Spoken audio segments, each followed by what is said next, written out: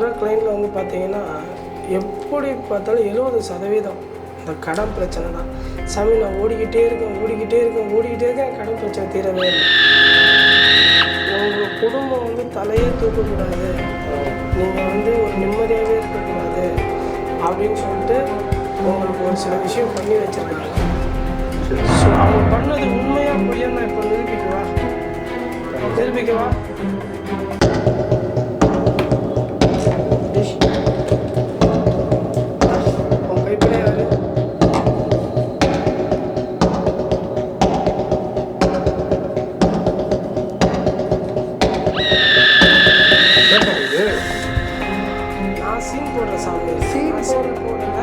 நமக்கு வந்து இந்த சித்து வேலை அதெல்லாம் பண்ணி நம்ம மக்களை ஏமாத்துற ஆள் இல்லை. நம்ம இப்போ முன்னாடி செய்யணும்னு நினைக்கிறியா?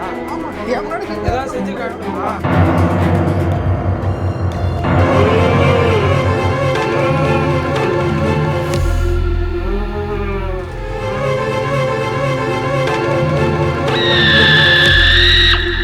சாமி, இந்த கடன் பிரச்சனை பற்றி நம்ம பேசுகிறோம் இல்லையா? இப்போ நாட்டிலே மிக முக்கியமான ஒரு பிரச்சனை வந்து இந்த கடன் பிரச்சனை தான். கடன் இல்லாத மனுஷனும் இல்லை, கடன் பிரச்சனை இல்லாத மக்களும் கிடையாது. நாடே கடனில் தான் இருக்குது. நிறைய பேர் வெளியே தலை காட்ட முடியாமல் ரொம்ப கஷ்டப்படுறாங்க. இந்த மாதிரி விஷயங்களுக்கு நீங்கள் எப்படி தீர்வு கொடுக்குறீங்க? உங்களுக்கு ஒன்றும் இல்லை. இப்போ வர கிளைண்டில் வந்து பார்த்தீங்கன்னா எப்படி பார்த்தாலும் 70% இந்த கடன் பிரச்சனை தான். சாமி நான் ஓடிக்கிட்டே இருக்கேன் கடன் பிரச்சனை தீரவே இல்லை. என்ன பண்ணால் தீரும்? எனக்கு ஃபோன் வருது. நான் ஆசைப்பட்டு வாங்கின ஃபோனை கூட என்னால் எடுத்து பேச முடியல, என்னால் அனுபவிக்க முடியல. எடுத்து ஒரு கேம் விளையாட கூட முடியல. 10 ஃபோன் 10 கடங்காரம் பண்ணிட்டான். வாய் கட்டிடுறோம். வாய் கட்டிட்டு அதுக்கடுத்து என்ன பண்ணுறோம்? மாப்பிள்ள இவன் தான் எங்கேயோ செமத்தியா வாங்கியிருக்கான், இங்கே வந்து வேற எவனோ வாங்கின மாதிரி அவுத்துறான் பார்த்தியா? கிளைண்ட்டு பேசி கால் பண்ணிகிட்ருக்காங்க. அதுக்கப்புறம் என்ன பண்ணுறோம்? சரின்னு சொல்லிட்டு ஒரு நிமிஷம் இருங்க. ஹலோ,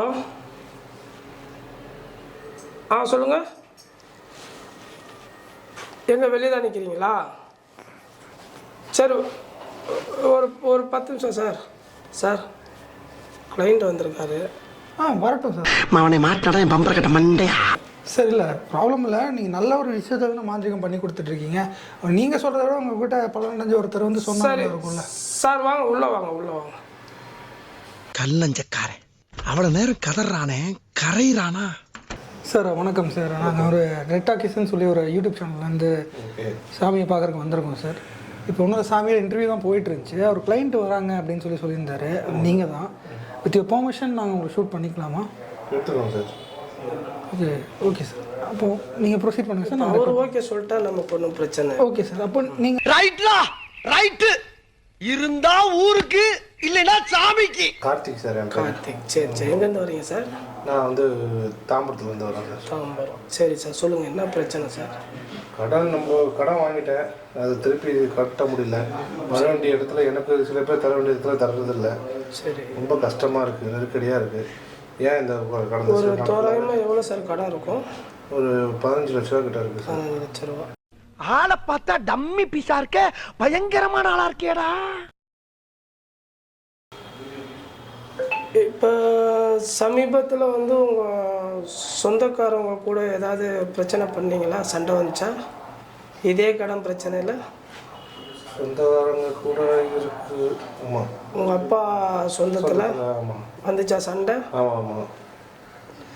அவங்க வீட்டில் தான் சார் உங்களுக்கு வந்து உங்கள் குடும்பம் வந்து தலையே தூக்கக்கூடாது, நீங்கள் வந்து ஒரு நிம்மதியாகவே இருக்கக்கூடாது அப்படின்னு சொல்லிட்டு உங்களுக்கு ஒரு சில விஷயம் பண்ணி வச்சுருக்காங்க.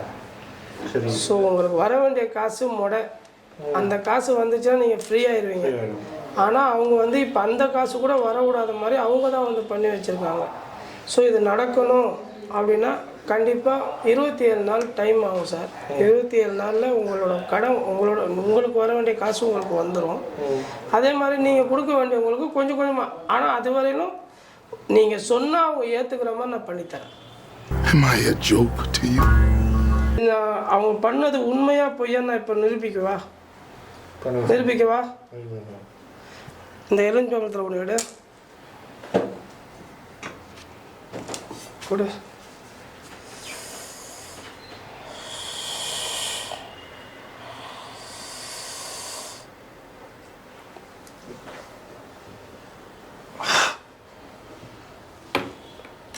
டி இந்தா உன் கைப்பட யாரு?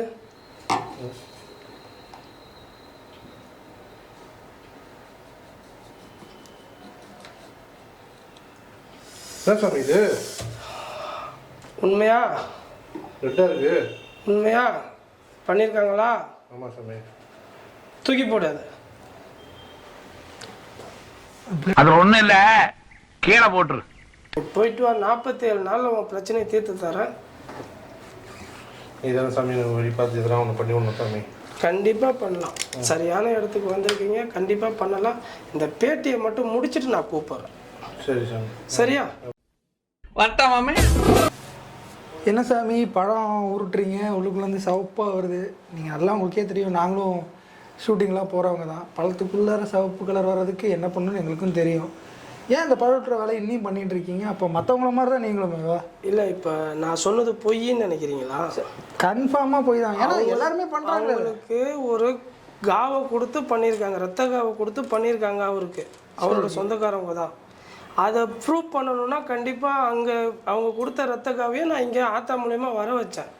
நீங்கள் இத்தனை நேரம் பேசுகிறது நம்புற மாதிரி இருந்துச்சு. சரி, நான் நம்புகிறேன் சாமி. ஏன் முன்னாடி ஏதாவது இந்த மாதிரி ஒரு அமானுஷமான விஷயத்தை நடத்தி காட்டுங்க. நான் சீன் போடுற சாமி இல்லை, சீன் நான் சீன் போடலை. நமக்கு வந்து இந்த சித்து வேலை அதெல்லாம் பண்ணி நம்ம மக்களை ஏமாத்துற ஆள் இல்லை. நம்ம இப்போ முன்னாடி செய்யணும்னு நினைக்கிறியா? ஆமாம், என் முன்னாடி செஞ்சு ஏதாவது செஞ்சு காட்டணுமா? எடு, அந்த தேங்காய் விடு.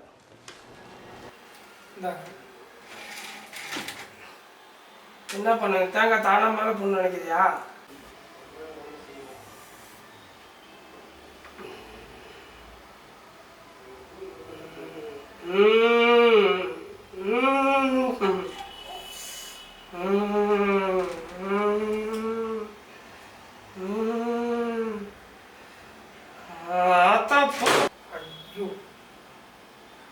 நம்புறியாப்பா? நம்பிதானே சாமி ஆகணும். பாருங்க, குப்புன்னு வேர்த்துருச்சாங்க. நான் நிறைய பேர் ஏமாற்றி பார்த்துருக்கேன். எனக்கு முதல்ல தேங்காய் எடுத்துடணும், உரம் வச்சுக்கோமா. எடுத்து